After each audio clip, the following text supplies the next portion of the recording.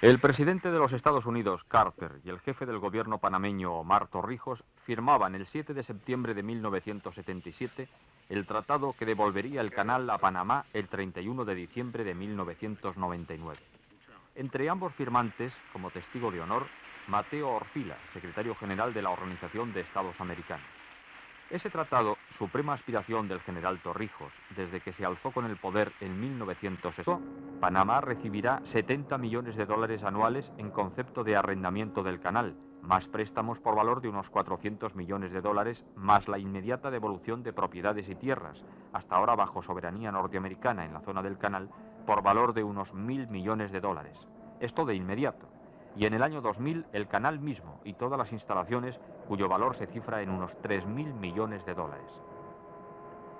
Por contra, como aireó la diplomacia norteamericana para convencer a los más conservadores y como clamaron que daba la papeleta del Senado y la Cámara de Representantes, la aprobación norteamericana, pese a las garantías político-militares que el tratado ofrecía a los Estados Unidos, los políticos más conservadores se opusieron furiosamente a la aprobación que, según ellos, entregaba el canal a un amigo de Cuba en un momento en que se detecta la presencia de tropas soviéticas en el Caribe.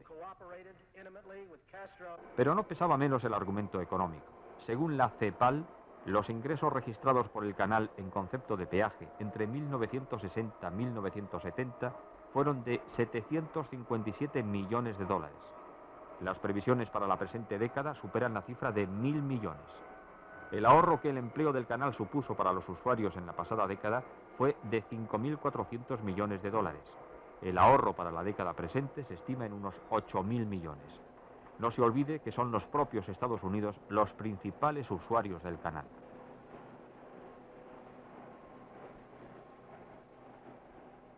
Pero aún no habían sido descubiertas ni una décima parte de las tierras de la actual Norteamérica cuando unos indios como estos vieron cruzar el istmo de Panamá, de Atlántico a Pacífico, a Vasco Núñez de Balboa. Salió Balboa de Santa María la Antigua del Darién el 1 de septiembre de 1513 y alcanzó y tomó posesión del Mar del Sur el 29 del mismo mes. El mes de penalidades pasadas y el descubrimiento de grandes lagos y ríos, dice la leyenda, hicieron concebir al descubridor la esperanza de que hubiera una vía de agua navegable entre ambos mares o que pudiera abrirse un canal con cierta facilidad. El istmo de Panamá tuvo una importancia estratégica y económica de primera magnitud desde su descubrimiento. Desde la ciudad de Panamá, fundada en 1519, se impulsó el descubrimiento del Imperio Inca y su conquista y la del resto de las tierras del sur. A Panamá llegaban las naves cargadas de riquezas y productos exóticos desde el Perú, y desde allí eran trasladadas a las ciudades de Colón o Portobelo. El recorrido en el siglo XVI era de singular dureza. El comerciante florentino Carletti asegura que tardó 20 días en remontar el río Chagres en canoa y en realizar en mula el último tramo hasta la ciudad de Panamá, un recorrido bien parecido al del canal. Y ya desde entonces, el río de oro y plata que atravesaba el istmo despertó la codicia de todos. Entre ellos estuvo el corsario Drake, que sembró el terror en la zona y cargó sus bodegas de oro español. Más osado fue este otro personaje, Henry Morgan, que en enero de 1671 asaltó y tomó la ciudad de Panamá. Después de haberla ocupado y saqueado durante 3 semanas, se marchó llevando 200 mulas cargadas de oro y plata. Las primeras noticias históricas sobre un proyecto de canal datan de 1551. Hubo, al parecer, varios proyectos y se realizaron algunas pruebas fracasadas. Al final se prohibió realizar nuevas tentativas bajo la amenaza de pena de muerte. El siguiente proyecto conocido fue realizado por Alexander Humboldt, que lo ofreció a la corona española. En 1814 se llegó a dictar en Madrid la orden para la construcción de un canal que permitiera el paso de barcos de gran calado. Pero la independencia de las provincias americanas del Imperio Español ya estaba en marcha. Panamá se independizó de España en 1821 y unió sus destinos a la Gran Colombia, integrada por Colombia, Venezuela y Ecuador. La Gran Colombia se desintegró en pocos años, pero Panamá siguió unida a Colombia hasta comienzos de este siglo, aunque hubo varios intentos de separación. Este ferrocarril fue trazado entre 1851 y 55, cuando el establecimiento de líneas marítimas a ambos lados del istmo y la fiebre del oro californiano dieron a Panamá una prosperidad que no recordaba desde los mejores tiempos del oro inca. El ferrocarril fue suficiente comunicación entre ambos océanos durante algunos años. La intensificación del comercio internacional y la carrera entre las grandes firmas por poner sus productos industriales en lejanos puertos y en el menor tiempo posible, minimizaron los servicios del ferrocarril. Era necesario un canal que abriera el istmo a la navegación. Y nadie mejor para hacerlo que Fernando de Lesseps, que en 1869 había terminado el canal de Suez. Los trabajos comenzaron en 1881. El plan era construir un canal al nivel del mar, sin esclusas, de 75 kilómetros de longitud y 8,5 metros de profundidad, y con anchuras que oscilaban entre los 22 y los 112 metros. Los trabajos se paralizaron en 1889 por bancarrota de la Compañía Universal del Canal. Todo había salido mal. El terreno era mucho más duro que lo previsto y la selva más difícil de domeñar. Las enfermedades causaron cerca de 20.000 muertos entre los obreros y solo los elevados sueldos, muy superiores a lo previsto, mantenían la afluencia de trabajadores a las obras. Cerca de 50 millones de metros cúbicos de tierra y piedra fueron removidos. El único recuerdo que de ellos queda es esta hondonada. El resto de los trabajos fueron aprovechados por los norteamericanos en el actual canal. Lesseps fue a la cárcel. Millares de franceses perdieron hasta su último franco. La desgraciada aventura costó cerca de 1.000 millones de francos. Pero el fracaso de Lesseps dejó una importante herencia. El canal a nivel del mar era imposible de construir. Resultaba necesario emplear un sistema de esclusas en las que el trasvase de agua elevaría a los buques sobre el nivel del mar, ahorrando parte del trabajo de excavación del istmo, tal como puede observarse en el gráfico. Conforme el siglo XIX llegaba a su final, la necesidad del canal se fue acentuando, sobre todo en los Estados Unidos, principales interesados en la zona. El problema que se planteaba a Washington para hacerse cargo de las obras del canal era fundamentalmente político. Colombia respetaría hasta 1904 los derechos adquiridos por los franceses. Un año dio fácilmente al presidente norteamericano Roosevelt de que lo más conveniente era fomentar un nuevo intento secesionista panameño que esta vez cristalizaría con el apoyo USA. El día 3 de noviembre de 1903, una junta revolucionaria presidida por Manuel Amador Guerrero proclamaba la independencia de Panamá. 8 buques de guerra norteamericanos, 4 por cada costa, garantizaron la impotencia de Colombia para impedir la secesión. Amador Guerrero había salido de Nueva York solo 15 días antes. En sus maletas llevaba escrita la Declaración de Independencia y la nueva Constitución. Esta es la zona norteamericana, en el sector de Balboa, junto al Pacífico. Sus urbanizaciones, chalés, jardines, campos de verde césped, niños que rebosan salud, son el gran señuelo para el panameño, con una renta per cápita que apenas rebasa los $1.000, con unas tasas de mortalidad infantil del 34 por 1000 y con una tasa de analfabetismo del 20%. Los beneficios de la zona existen 14 campamentos militares norteamericanos, con una dotación de más de 15.000 hombres, cuyas familias viven en las ciudades de la zona. En total, la población norteamericana es superior a las 40.000 personas. Lo injusto de la situación, la desigualdad social que irrita desde el otro lado de la valla, el orgullo de propietarios que exhiben los norteamericanos, ha llevado a numerosos incidentes en los 76 años de presencia norteamericana.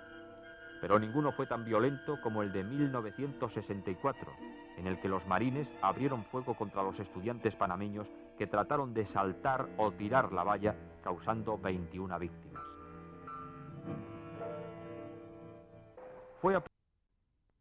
El Centro Astronómico Hispano-Alemán empezó a funcionar en 1975 y es fruto de un acuerdo firmado a principios de los 70 entre España y la República Federal de Alemania. Por dicho acuerdo, nuestro país permitía al Instituto Astronómico Max Planck de Heidelberg montar en la Sierra de Filabres sus instalaciones científicas.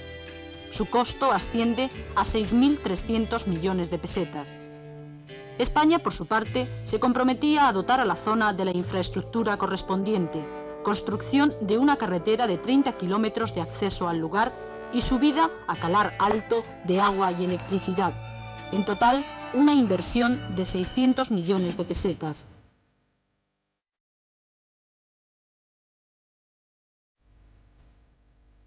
El Instituto Max Planck de Heidelberg eligió Almería para colocar sus telescopios por ser este el único punto de Europa donde se dispone de 200 noches despejadas al año.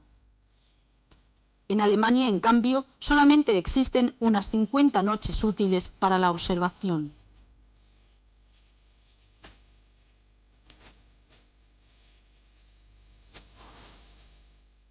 ¿Cuáles son las líneas fundamentales de investigación del Instituto Max Planck de Heidelberg? Nos desplazamos aquí a Calar Alto con el fin de investigar algunos de los temas que más preocupan actualmente a la ciencia astronómica. Para ello, hemos instalado aquí una serie de instrumentos de primera calidad, fabricados con los adelantos más modernos de la técnica de medición astronómica. Nuestros trabajos se centran fundamentalmente en la formación y origen de las estrellas. También queremos investigar sobre la existencia de otras galaxias, de otros sistemas estelares exteriores a nuestra Vía Láctea. Además de la observación astronómica, este instituto trabaja también especialmente en el campo de la instrumentación astronómica. Los 4 telescopios aquí instalados, a 2.168 metros de altura, han sido fabricados por dicho organismo. En Calar Alto hay además un 5.º telescopio que no pertenece a Alemania, sino al Observatorio Astronómico de Madrid. Hasta 1982 no estarán terminadas todas las instalaciones. Para entonces empezará a funcionar uno de los telescopios más importantes del mundo, cuyo espejo principal medirá 3,5 metros de diámetro. El telescopio más grande hoy día tiene un espejo de 6 metros de diámetro y se encuentra en Rusia. Le sigue en importancia el de Monte Palomar, que tiene un espejo de 5 metros de diámetro. También se trabaja actualmente en la instalación del espejo Schmidt, que permitirá fotografiar el cielo. Como se puede observar, tanto la cúpula como el edificio van provistos de una capa aislante y de una pintura reflectora que impide el sobrecalentamiento de la cúpula por la radiación solar. No hay que olvidar que las condiciones térmicas han de ser estables. Dentro de un año entrará en funcionamiento este otro telescopio. Su espejo tiene un diámetro de 2,20 metros. El tamaño del espejo es muy importante porque cuanto mayor sea su diámetro, mejor se podrán observar los objetos más lejanos y menos luminosos existentes en el universo. De las estrellas, lo único que recibimos es la luz, y sobre ella trabajan los astrónomos. Para su mejor detección se utiliza actualmente en Calar Alto la radiación infrarroja. Y fue precisamente el uso de esta técnica la que facilitó en su día el descubrimiento de una nueva galaxia a la que se llamó Calar Alto 1. Dicho acontecimiento científico se detectó en el telescopio de 1,20 que lleva funcionando desde 1975 y el descubridor de esta galaxia fue el doctor Kurt Birkle. Bueno, este descubrimiento ha sido más o menos por casualidad dentro de otro programa de observaciones sobre nubes densos y compactos, nubes de gas y polvo en el universo, nubes donde nosotros pensamos que hay formación de estrellas. Y una de estas nubes ha mostrado, no como nube, pero como galaxia en las placas fotográficas después de la revelación. ¿Qué características tiene esta nueva galaxia? ¿Cómo es?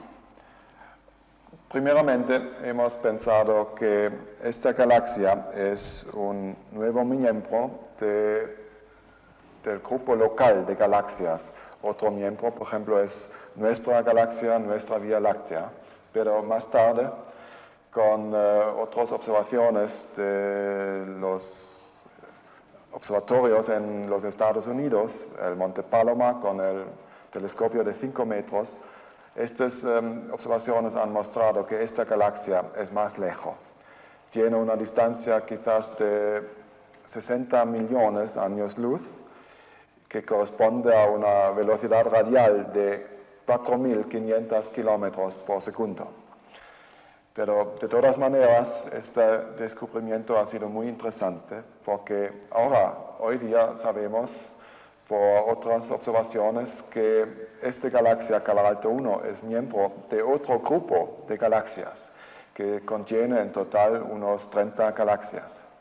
También desde Calar Alto se ha descubierto por primera vez en el mundo la formación de un sistema planetario parecido al nuestro.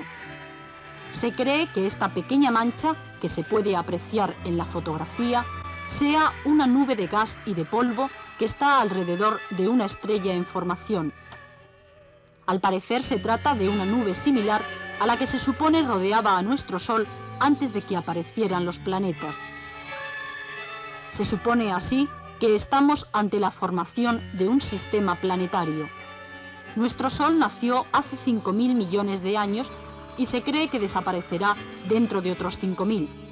También se cree que los planetas se debieron formar a partir de las condensaciones locales en la franja de polvo. Las órbitas actuales de los planetas alrededor del Sol corresponderían, pues, al movimiento de rotación de la mezcla de gas y de polvo a partir de la cual se formaron. Las estrellas, como se sabe, crecen, nacen y mueren. El espacio que hay entre ellas no está vacío, sino que está lleno de gas, de polvo y de moléculas. Dicha materia interestelar se presenta en forma de nubes que pueden conducir al nacimiento de nuevas estrellas. Estas, en su formación, son objetos fríos, pero llegado un momento determinado se inicia una reacción termonuclear que empieza a emitir luz visible. En ese momento se puede decir que ha nacido una estrella. Constantemente están naciendo estrellas, incluso en nuestra Vía Láctea. A la vista del número tan elevado de galaxias que existen, los científicos, ¿qué piensan? ¿Que el universo es finito o infinito? Bueno, los astrónomos hasta ahora no saben si el universo es finito o no. Este depende de la densidad promedia de la materia en el universo, y eso es una de las preguntas que es muy interesante para la cosmología. Depende de la densidad promedia si el universo expande al infinito o no, si expande más o si hay un punto después, un punto en el tiempo, después el universo se contrae. Lo que las teorías cosmológicas actuales pretenden explicar es lo que ha ocurrido un poquito después del pretendido origen del universo. Sin embargo, quizás sería bueno recordar que no son más que especulaciones teóricas que, mientras no tengan una plena confirmación en el campo observacional, no son más que eso, modelos.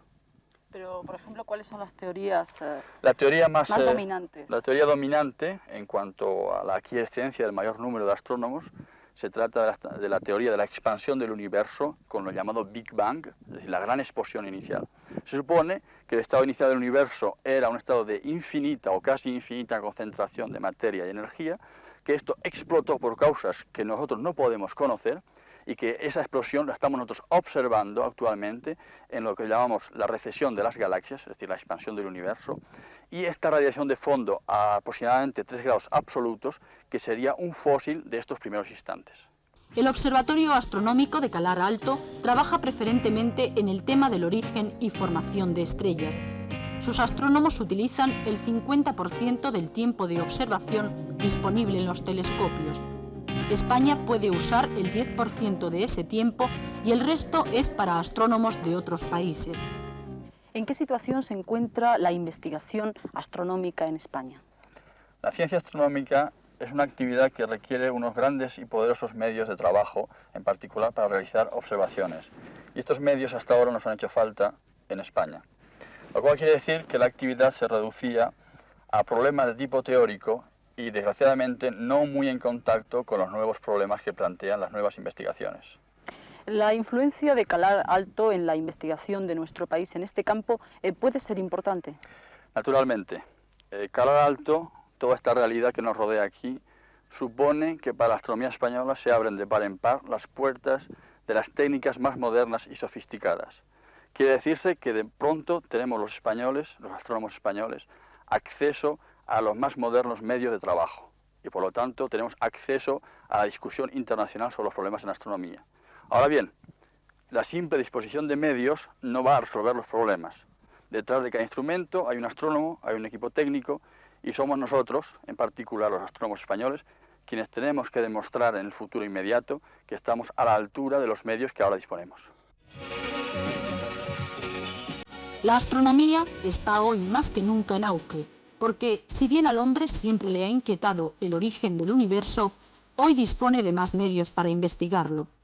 Naves tripuladas, satélites artificiales, potentísimos observatorios terrestres. Estos son los medios con los que el hombre quiere llegar a conocer mejor el cosmos.